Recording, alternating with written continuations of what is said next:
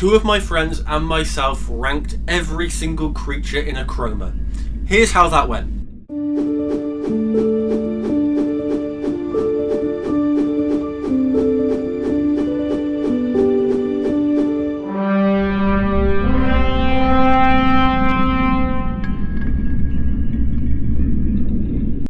Before we begin, let's clarify a couple of things. One of my friends has played Achroma once. The other has played Achroma a couple of times. We ranked these guys based off of their character design and their lore text, so none of this is based off of their gameplay ability. So let's kick things off, starting with the Sparata Planum. Now, the first creature here is the Daydrifter. Now the Daydrifter, he looks cute. I'd happily have him sit on my shoulder. My other friends, I know they thought he was a bit of just a regular bird. So I'm going to call my friend who's played Achroma once A, my friend who's played Achroma a couple of times C. That's totally not the first letter of their first name. Completely not. Ignore that. So my friend who's played Achroma once, A, ranked them 5. C ranked them 4, and I ranked them 6. I'd happily have him sit on my shoulder. I could see him being my friend.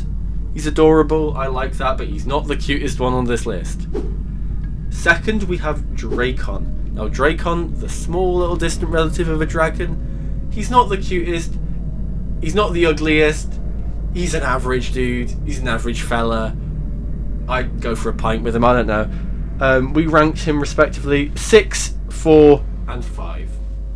Moving on, we next have Fungwa. Now Fungwa is quite popular in the Achroma community, I'll give them that. He's got a lot of fan art about him. He is a hungry caterpillar. Yeah, he's quite cute. I don't think he's as evil as people seem to make him out to be. So for that matter, we ranked him 3, 7 and 7. The person who ranked them 3 has not played Achroma that often, so doesn't really care much about him. Moving on, we next have the Chroma Worm. Now the Chroma Worm is exactly what it says on the tin. He is a worm. He looks like a worm, he probably sounds like a worm, and for that matter I think he was ranked quite averagely with a 5, a 3 and a 5. Next we have the last creature of the Sparata Planum, and I think my favourite creature overall, the Imp. Now the Imp looks incredibly kickable.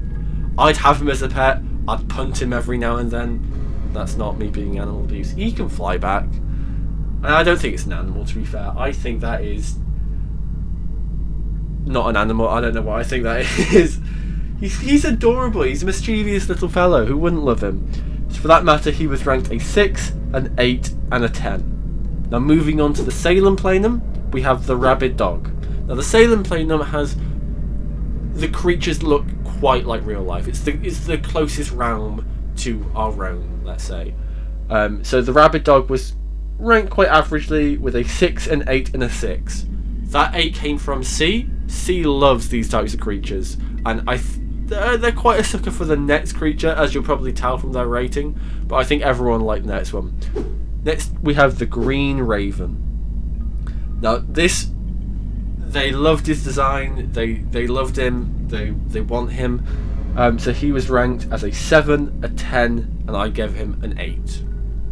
Now the Salem Planum only has 2 creatures, so we're moving straight over to the realm with the largest number of creatures currently, the Norso Planum. Kicking things off with the Cave Salamander. He's just a dude, a little fella, an average little fella, so he was only ranked a 4, a 2 and a 4. Similarly, the Cave Snail. Now I prefer this one to snails in real life, so I ranked him higher, and he was ranked a 2, a 2 and a 5. Pretty average. The Cave Spider, however, I don't think we like spiders here at all. So that thing, I don't like that thing, is ranked a 4, a 1 and a 1. The Velvet Worm, however, I think we all preferred them to his little cousin over there, the Chroma Worm. The Velvet Worm it's more of a snake, I'd say, with his design, but he was ranked a 4, a 3 and a 3. All of these ratings are out of 10, by the way, for each person. Next, we have the Giant Centipede. Now, the Giant Centipede, I think, does his job quite nicely of being a little bit intimidating. I don't like him. I took him out of all my decks. I don't like him at all. So we ranked him a 5, a 4, and a 2. Now, for the last creature of the Norsoplanum, I think we all agreed this design is the most elegant out of all the designs of all of the creatures. So this is the glass eel. You meant to tell me people sell these things? I presume they eat them. I hope it's not made out of glass. That's something bad to do. Unless you're a Briscavi and you're made out of rocks yourself. No clue. But we ranked the glass eel an 8, a 7, and a 6. So he scored quite high on our rating. Next we move over to the Dracoplanum. Now, these creatures, there's only 2 of them.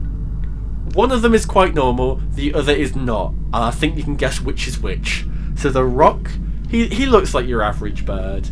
He's quite a nice fella. He looks like he's about to grab me, and that's intimidating. But we ranked him a 7, a 3, and a 6. I think the 3, I believe, came from the fact that he sided with the Drakes. The person, obviously, who rated this didn't like that fact. I think they prefer Chroma, let's say. And our final creature on the list, the Impundulu. Impundulu. I don't know how to say it, I really don't. He's an ugly fella. I wouldn't like to meet him in an alley, I'll tell you that. His eyes are quite cool, though. But whilst he is ugly, he's slightly majestic. I don't know. We ranked him a 4, a 6, and a 6. So probably one of the most average ones on this list. He is a bit ugly. I won't lie. He's an ugly little fella. And that's all of the creatures. There are only 15 creatures currently in the Chroma, with more set to be on the way. Most definitely, they're not going to stop the creatures here. What do you think about our ratings? Do you think they were fair? Do you think they were biased? Cough, cough, fungar? Tell me.